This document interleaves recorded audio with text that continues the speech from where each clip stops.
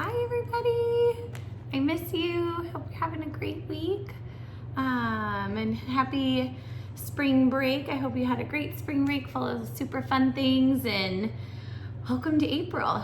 So we're gonna start our April packets. Everybody's gotten theirs. You should have had 2 bags, one that had week 1 and all of your supplies, and then the second bag that had weeks 2, 3, and 4 in them.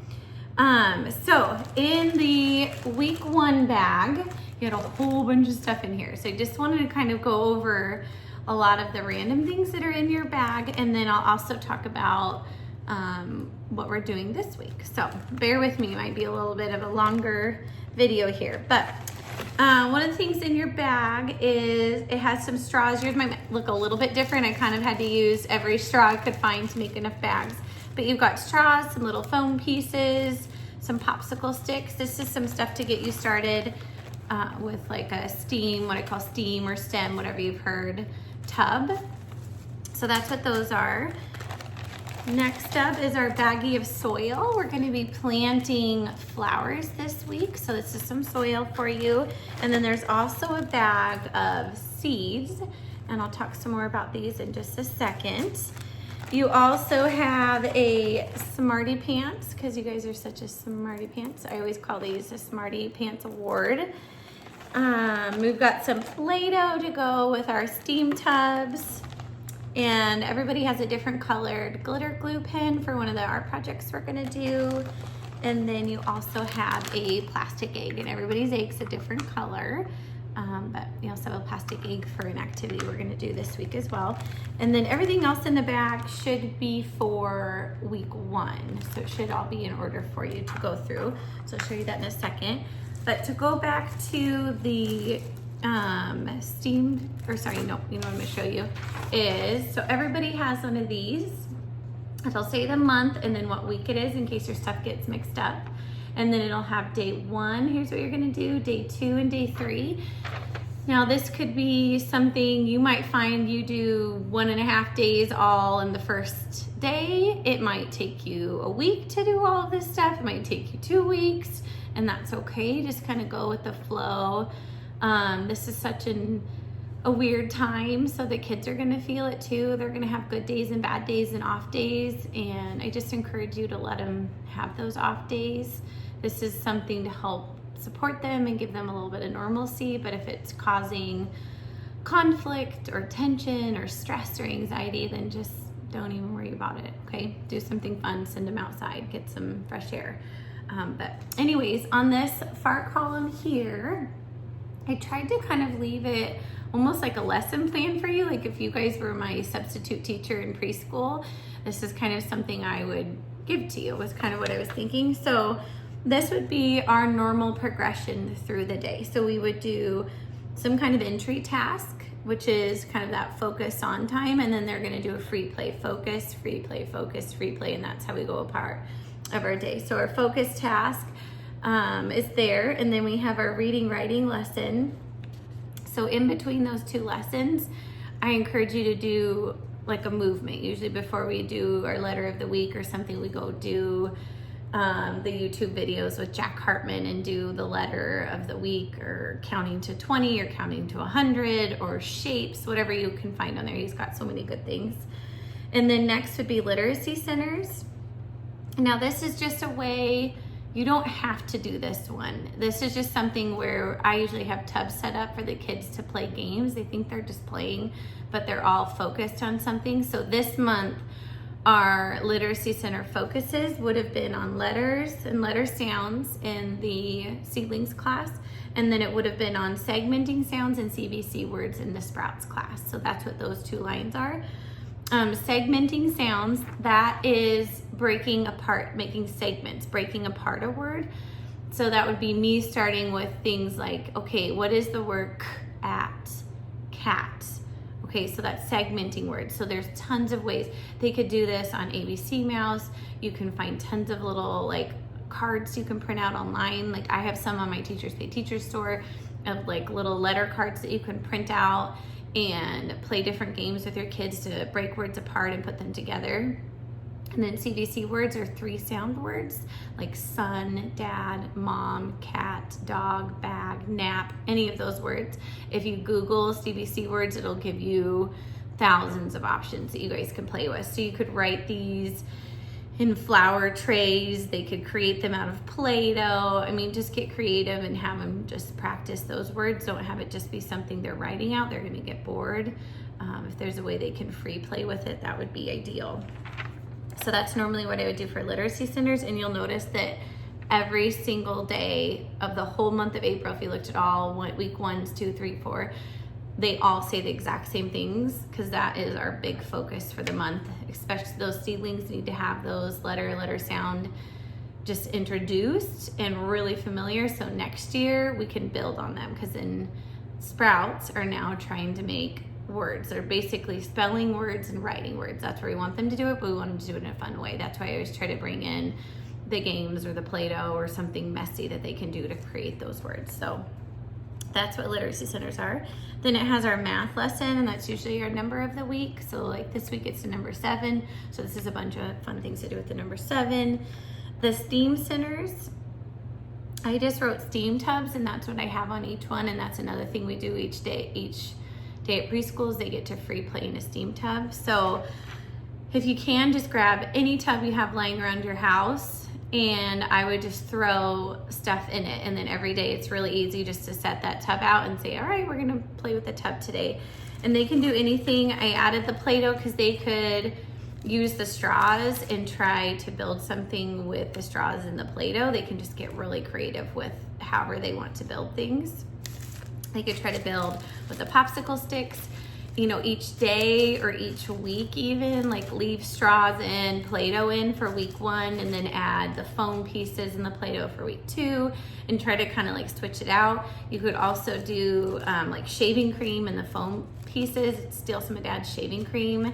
That's super fun, a little bit messy, but a great STEAM way just to let them build and create whatever they want to create. Some ideas you could ask them to do is say like, okay, today can you build a car? Can you build a house? Can you build a tower?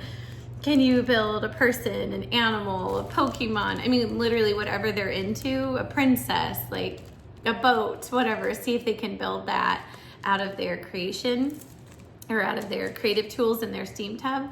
And then you can add, if they start to get bored, like they're over it, they don't want to play with the straws anymore, or they don't want to play with the Play-Doh anymore, then find literally anything around your house. Grab some beans, grab some shaving cream, make slime, anything to just let them build and free play. And it's just nice to have it all in a tub, because you can either just throw it away at the end of the day or pull it out. If you need to work or do something, you can throw the STEAM tub out and they can just free play on the table, and either everything gets swept up and thrown in the garbage, or because you can make your own Play-Doh really easy. I'll post something about that too, really inexpensive and easy. Just make your own Play-Doh, and then it's something that keeps them busy for a while. So that's STEAM tub, and it was something I just kind of encourage them to do every day. They could build with blocks, they could build with magnet tiles, whatever you have, but just trying to encourage that, or Legos, something that's like playing with a purpose, I guess you could say. So that's what that is. And then the last one of the day is either our arts or science, some kind of art or science focus. So that's usually how we run our each day. So here is week 1. I'm going to show you how to do that. We are going to be observing seeds. So as you plant, and this week our main focus is going to be more on Easter than it is our flowers. But I do want them to plant soon. So if I were you, I would pull out, they have a plant flower notebook. It's a little observation journal in there, week 2 through week 4. You could pull that out and show it to them and just say, hey, next week we're gonna be really studying about flowers, but we're gonna plant, so we have something to observe. And then you just dump this, let them do it as much as you can. It makes a mess, do it outside, but see if you can just let them have as much hands-on as they can. But they're just gonna dump it in, and then I tell them to use their little fist and just tap, tap, tap, tap, tap, push that soil down. And then they can pick out their seeds, but save some of them so they can observe that I put all sorts of seeds in here. There's like beets and corn and like 4 or 5 different types of flowers. But the ones that are gonna grow the best are the zinnia seeds or the marigold seeds. So just in case you don't know what those look like, I'm gonna try to show you here. The zinnia seeds are these little black seeds. And then marigold seeds are like this. They're these little tiny thin ones. So there's your marigold seeds. And then your zinnia seeds look like this. They are a little tiny black seed. So these ones, zinnias, will germinate in like 3 or 4 days. So within a week, they'll be able to see their little sprouts, and they'll be able to see little roots and things like that. So have them help you go through their bag and pull out as many of these little zinnia seeds as they can. If something else gets planted, it's not a big deal. It'll just take a little bit longer for something to grow. So that's their little seed bag. So go ahead and plant some of those, and then save the rest of the seeds in the baggie for week 2, or if you have any other random seeds, leave it out, because we're going to kind of explore about what seeds look like and how they're all different sizes and shapes and colors and everything else. So plant your flowers in your cup, set it in your windowsill so it gets lots of sunlight, doesn't get tipped over, and keep the soil moist. You don't want it too wet or they'll just mold. So wet, damp soil, not soaking wet. And let them water if you can. They think it's really cool that they can take some ownership on growing their flower. All right, the first part is day 1 is Easter egg. Oh, sorry, I forgot to tell you one more thing before I move on. Is everybody in their packet has a book, and they're all different. I just went through my April tub and threw a book in everybody's. So read it, enjoy it. If it gets ruined, it's not a big deal. I've got lots of books, but I just wanted to at least have everybody have one extra book at home to read, because I know it's gonna be bored. So here's a book. And if you want to keep it, just keep it. It's really not a big deal. But I do have the book return if you do think of it and bring it back. But otherwise, please don't stress about it. So the first project is the Easter egg. And all you're gonna do is get some paint, whatever you have, and then they just put a little bit on a piece of paper, and they get to dip it in, and then egg print all over their Easter egg. Just tap, tap, tap, tap. And they can do different colors with the different eggs. Just kind of a fun little Easter egg art project. With the letter I, like I said, I'd pull up Jack Hartman and watch one of his silly I videos, and then they're going to color their letter I, write their eyes, and write their name. And I did try to include name tags in everybody's bag, but I didn't have enough extras for some of the kiddos that don't normally do preschool with us. So I'll try to get next month. I have some ordered, they just didn't come in time. But next month you guys will have them in your packets. And then this is I is for Iguana, so we're gonna turn him into a cute little iguana. So first they need their cute little spines for their head. They've got their crazy little tongue. You can even add googly eyes, and they're gonna create their little eye. And I'll show on Instagram, I'll do a little post too, and try to post it on Facebook too to show you the finished project. I'll have the kiddos do it to show you, but those are the pieces you need for the letter I. And then they also have their number 7 paper, and there's a couple of them in here, so I want to show you. You have 3 different letter 7 papers. So this one is the one that I would do first, just to kind of introduce the number 7 and talk about how they write the number, color that number in hearts, do the 10 frame, find it. They're gonna glue in 7 porcupines and draw 7 of their own objects. So because we're talking about that 7 is 5 and 2, the little hedgehogs down here are in a set of 5. So there's 5, and they're gonna figure out how many more hedgehogs do they need to make 7. So if you kind of talk to them about it, like we're gonna use this 5 group because 7 is 5 and 2. If you just kind of start to put that in their mind for next year for kindergarten. And then when they draw 7 objects, it can be any 7 things they want. For the little kids, my seedling kiddos or my new ones, it's okay if this is hard because they haven't been able to practice since 1 to build up to this.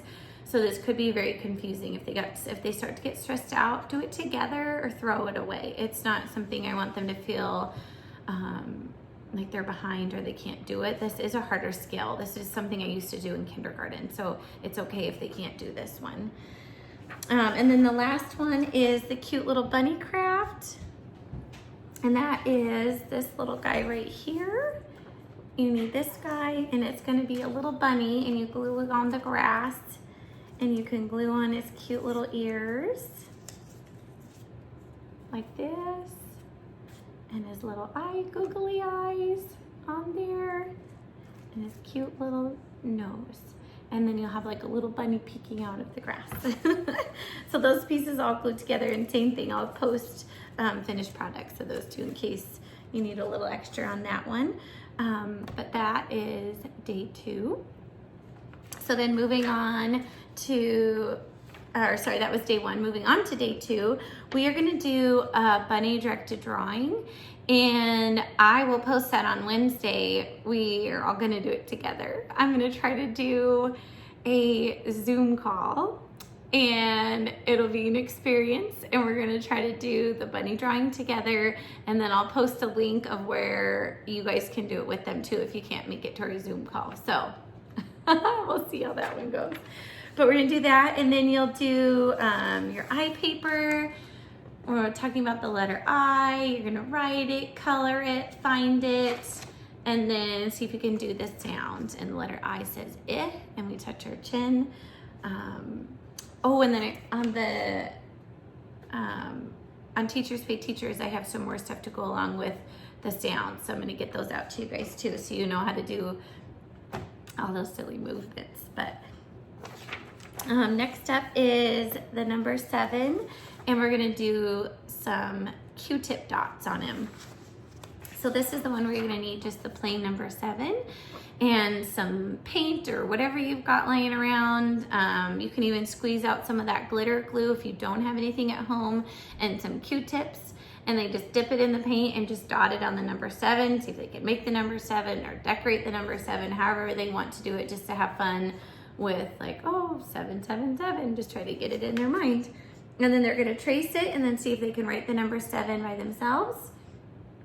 And so it says, across the sky and slant the line makes a 7 every time. And that's our 7 poem. So across the sky and slant the line. And then see if they can write their name again. And then their bunny face paper plate, you can do this one however you want. You could have them rip apart cotton balls and stick them on if you have it, or white tissue paper cut apart and glue on it. You can just leave it white if you want to. They could paint with glue and white paint and shaving cream if you mix it together. It kind of makes this fluffy, like paint. We used it for a snowman, and they could paint that on their plate, whatever you guys want to do. And then you just glue on their ears. Sorry, same thing as the other bunny. It just has the white piece and the pink piece. So they're just gonna glue on their 2 ears. And then they have little googly eyes they can glue on. And then they have their little piece for their nose, a little puffy ball for their nose, sorry. And here's their little whiskers. So glue on their whiskers, glue on the little puff ball for their nose, and they've got their little paper plate. And this is another one I'll post a finished picture of so you guys can see what it looks like. So that was day 2 for you. And then on day 3, show you that one, we're gonna move on. They're gonna do their Easter egg, and they'll need their pieces of paper, and they're just going to get strong muscles. So they don't love to do this, but it is so good for their hands that I like to kind of force the issue. So force it at first. If they really start whining, you can let them get out those scissors and use it. But what I'd like them to do is to rip up their papers, 2 fingers touching each other, their thumbs on the back are touching, and one hand stays strong, one hand rips down. So they're just gonna rip paper, but a lot of them don't know how to rip paper. So it sounds funny, but it's really, really great for strengthening those writing finger muscles. So 2 fingers touching, 2 thumbs touching, make sure they're touching. If you put it apart, it's really hard to rip. So make sure they're touching, one hand stays strong and the other hand rips down. And just have them rip tiny little pieces.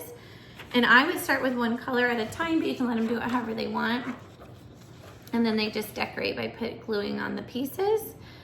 Gooey glue or glue stick, whatever you got. So I would start with blue and then have them rip up pink, and then they glue on the pink ones, and then rip up yellow and green, glue on the yellow ones, and then they have a really pretty egg. And then you can decide if after it dries, a lot of times I have them cut it out because it's a cute little decoration on your wall, just have a cute little Easter egg, but totally up to you.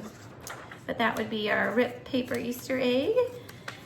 And then we are also doing, so on your number 7 for this one, they have to figure out which one is 7. So this is a new one. I just made this, so they've never done it before, so they might need a little bit of help. But down on the bottom, I would tell them to cut off the bottom first and cut out all their little squares, and then pick one little square card at a time and count it. 1, 2, 3, 4, 5, 6, 7. So doing that touch and count that we learned 2 weeks ago. Cut it out, and then if it's 7, then they glue it in the square. But if they count it and it's 1, 2, 3, 4, 5, that's not 7, then it's always fun to let them be silly, you know, crumple it up or rip it up. We don't want you number 5 and throw it out. Like, we're only wanting number 7. So that's your number 7 paper.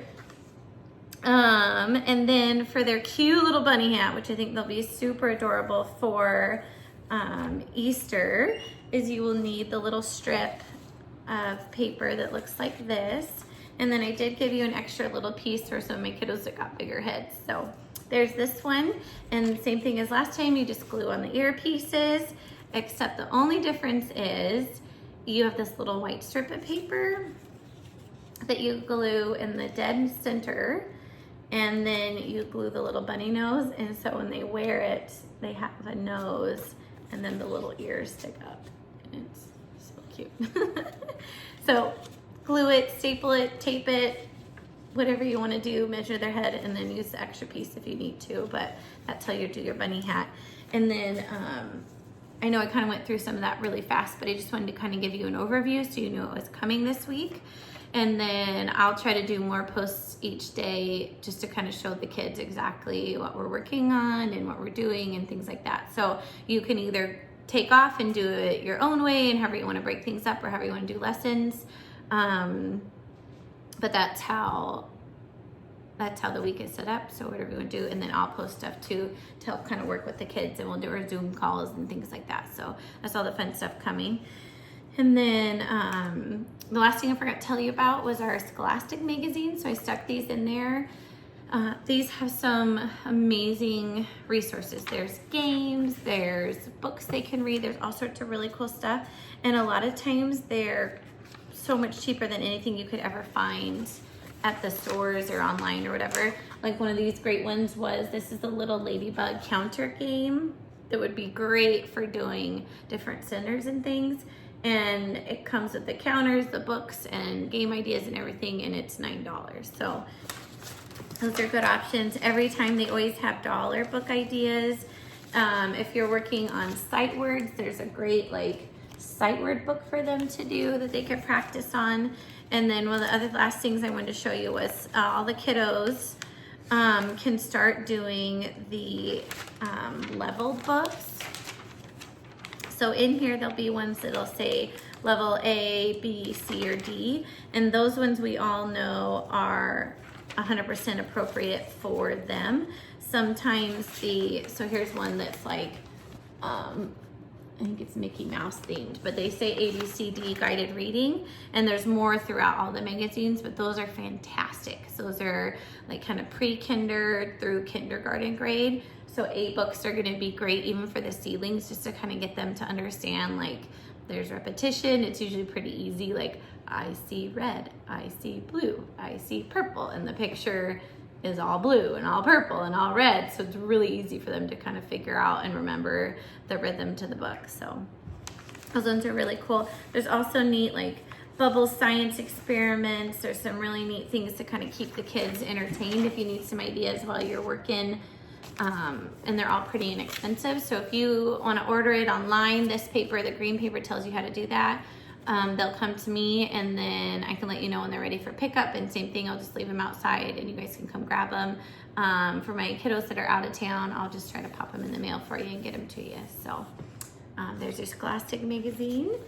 And I love you guys, and I hope you have a great week, and keep looking for all those other videos coming out, okay? I'll see you later. Bye.